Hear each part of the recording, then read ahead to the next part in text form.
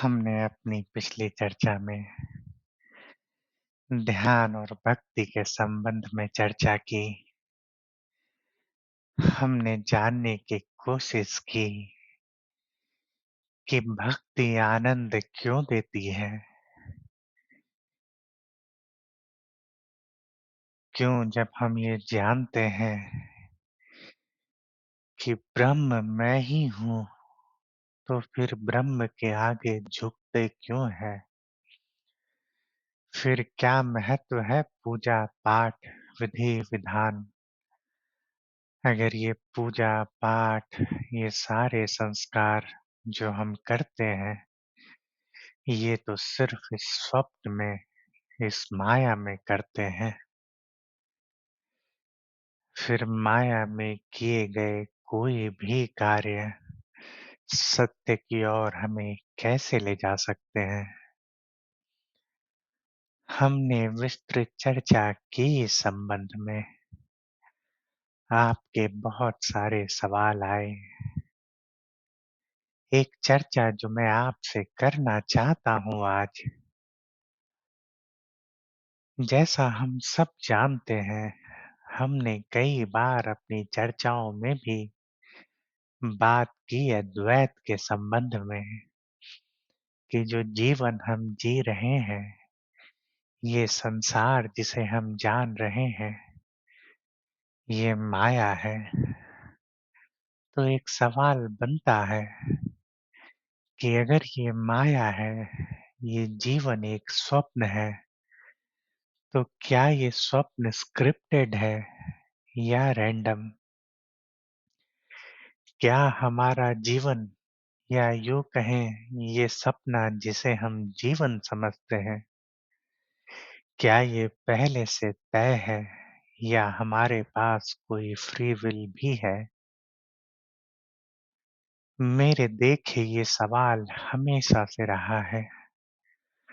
हमेशा पूछा गया कि क्या हमारे पास फ्री विल है या ये जीवन प्रीडेस्टाइन्ड है, सब कुछ तय है। हमेशा कल्पना की गई है भाग्य के संबंध में, कर्म के सिद्धांत के संबंध में।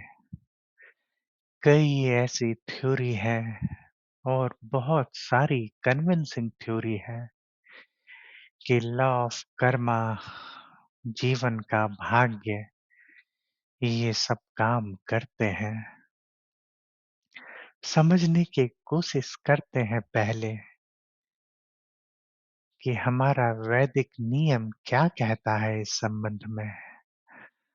हमारे वेद और हमारा वैदिक ज्ञान, इसका क्या मत है इस संबंध में?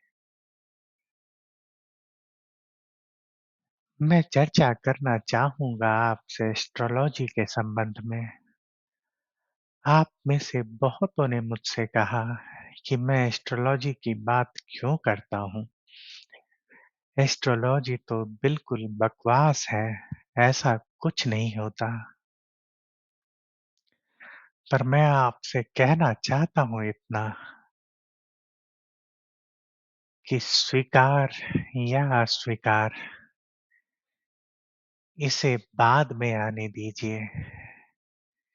पहले कोशिश कीजिए जानने की उसे कि जिसे आप अंधविश्वास कहते हैं, उसके पीछे क्या नियम है? क्या हमने सिर्फ सुनी-सुनाई अवधारणा पर किसी को अंधविश्वास कह दिया, या सच में कोई वो गुप्त विज्ञान है? मेरे देखे ज्योतिष एक गुप्त विज्ञान है, जिसकी कुंजी अब खो गई है। जैसे अगर ये रेडियो स्टेशन खत्म हो जाए, तो रेडियो एक पत्थर से ज़्यादा कुछ नहीं होगा। और ऐसे लोग जो अगली पीढ़ी में जन्म लेंगे, वो कभी नहीं जान पाएँगे कि हमारे पूर्वजों ने इस रेडियो को क्यों सँभाल कर रखा। ठीक वैसे ही ज्योतिष की अवधारणा खत्म हो गई, नष्ट हो गई। हम कुछ नहीं जानते इसके बारे में। ज्योतिष का राख है सिर्फ हमारे पास और इस राख से हम तय करते हैं कि अग्नि कैसी थी। मेरे देखे जो ये जीवन आप जीते हैं, इस जीवन को जो हम स्वप्न कहते हैं, ये स्वप्न रैंडम नहीं है। ये सब कुछ पहले से निश्चित है कि जो स्वप्न देख रहा है, जो स्वप्न देखने गया है, जो इस स्वप्न में डूबा है, उसे कौन-सा रास्ता लेना है इस स्वप्न में जाने का, इस स्वप्न में रहने का और इस स्वप्न से बाहर निकलने का। ब्रह्मा, विष्णु और महेश इसकी ही कल्पना है। एक जो स्वप्न को जन्म देता है, एक जो स्वप्न में हमें रखता है और शिव जो इस स्वप्न को तोड़ते हैं। अगर आप ज्योतिष का गहरे में अध्ययन करेंगे, तो आप जानेंगे कि ये जीवन, ये सपना जिसे हम जीवन कहते हैं, इसके कुछ नियम पहले से ही तय हो गए। जैसे आपने जन्म लिया, आप ये कैसा सपना देखने जा रहे हैं, इस सपने में कौन-कौन सी घटनाएँ घटेगी, ये पहले से ही निश्चित है। मैंने पिछले कुछ महीनों में इसका ज्ञान लिया और इसलिए कह सकता हूँ कि ज्योतिष में ये भी बताया जा सकता है कि अगले दिन आपके दरवाजे पर कौन दस्तक देगा, कब आपका फ़ोन गुमा था, कब आप चिंतित थे, कब आप चिंतित होंगे, कब आपके जीवन में कौन-सी बड़ी घटना घटेगी, ये सब कुछ पहले से बताया जा सकता है। मेरे देखे ये सपना या जीवन जिसे हम सपना कहते हैं, इसमें इसमें होने वाली हर घटना पहले से निश्चित है। हमारे वेदों में, हमारे इतिहास में, हमारे रामायण के इतिहास में, महाभारत के इतिहास में ऐसी बहुत सारी कहानियाँ हैं, जो कहती है कि जीवन निश्चित है पहले से। कुछ प्रसंग है रामायण के, जिसमें राम के जन्म से पहले ही शबरी राम की प्रतीक्षा करती है। शबरी को उनके गुरु ने कहा कि एक दिन राम आकर तुम्हारा उद्धार करेंगे और राम के जन्म के पहले ही शबरी को पता था कि राम आएंगे एक दिन। अहिल्या जब पत्थर की हुई, उस समय राम का जन्म नहीं हुआ था, पर गौतम ऋषि ने उस समय ही अहिल्या को उसके उद्धार का रास्ता बताया कि राम आएंगे त्रेता में और राम के स्पर्श से ही तुम्हारा उद्धार होगा। महाभारत में ऐसी बहुत सारी कहानियां हैं। कर्ण को परशुराम का श्राप मिलता है कि विद्या उसके किसी काम न आएगी और महाभारत के युद्ध में धर्म की विजय का कारण भी परशुराम का वो श्राप बनता है। ऐसे ही बहुत सारे श्राप हैं। जैसे गांधारी ने कृष्ण को श्राप दिया कि उनकी और उनके वंश की मृत्यु कैसे होगी। वो सब कुछ पहले से निश्चित था। जो अवतार हुए, उनके जन्म के पहले ही निश्चित हो गया कि वो क्या करेंगे, कौन-सा रास्ता लेंगे, उनकी क्या परिणति होगी। अगर आप महाभारत और रामायण जो हमारे सबसे निकट है, इसके किसी भी पात्र को देख लें, तो कोई न कोई कहानी आपको ज़रूर मिलेगी, जो कहती है कि उस पात्र के जन्म से पहले ही उसकी कहानी निश्चित हो गई। एक और कहानी याद आती है मुझे, जब हनुमान लंका पहुँचते हैं और लंकिनी हनुमान का रास्ता रोकती है, तो लंकिनी कहती है हनुमान से कि मुझे ब्रह्मा का वरदान मिला था कि त्रेता में जब तुम एक वानर के चोट से घायल हो जाओगे, तो जानना कि तुम्हारे उद्धार का वक़्त आ गया है। हनुमान का तो जन्म भी नहीं हुआ था, पर हनुमान क्या करेंगे वो पहले से निश्चित था। अध्यात्म हमेशा से हमारे अवतारों को हमारे जीवन से जोड़ता है कि ये जीवन जो हम जी रहे हैं, ये सपना जो हम देख रहे हैं, ये उस अवतार की ही कहानी है। इसका कोई भी उद्देश्य नहीं है।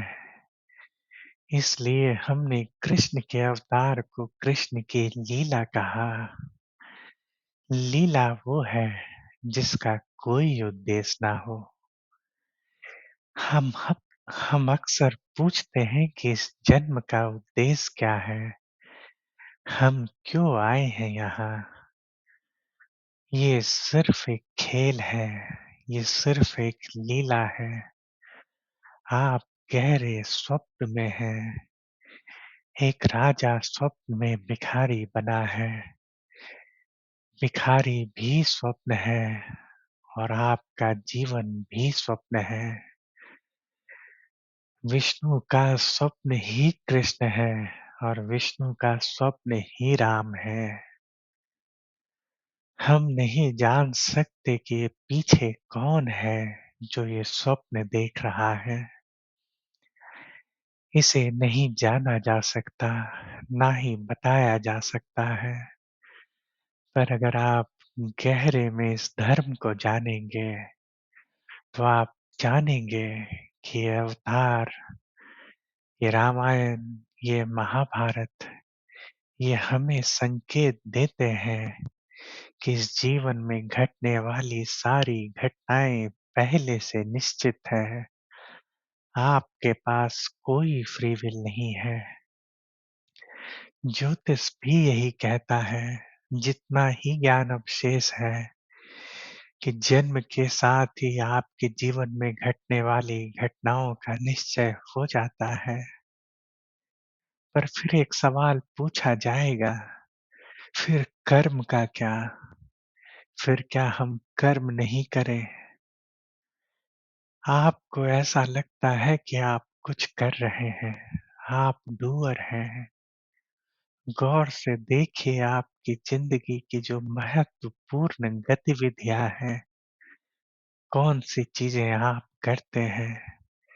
न जन्म लेना आपके हाथ में था, न श्वास लेना आपके हाथ में है, न मृत्यु का दिन आप निश्चय कर सकते हैं, न अपनी इच्छा से भोजन को रक्त में आप बदल सकते हैं।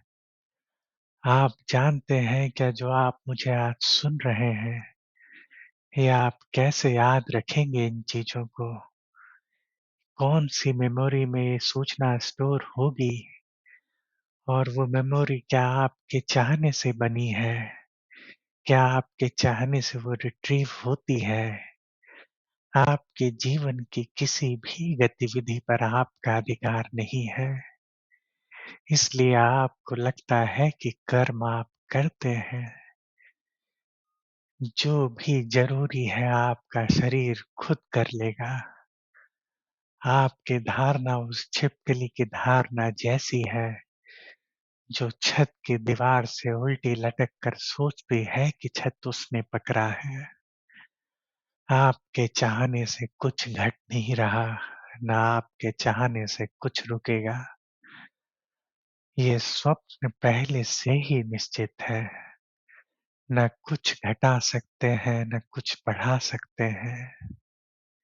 फिर आप कहेंगे ध्यान का क्या? भक्ति का क्या? फिर हम क्यों ये मार्ग लेते हैं?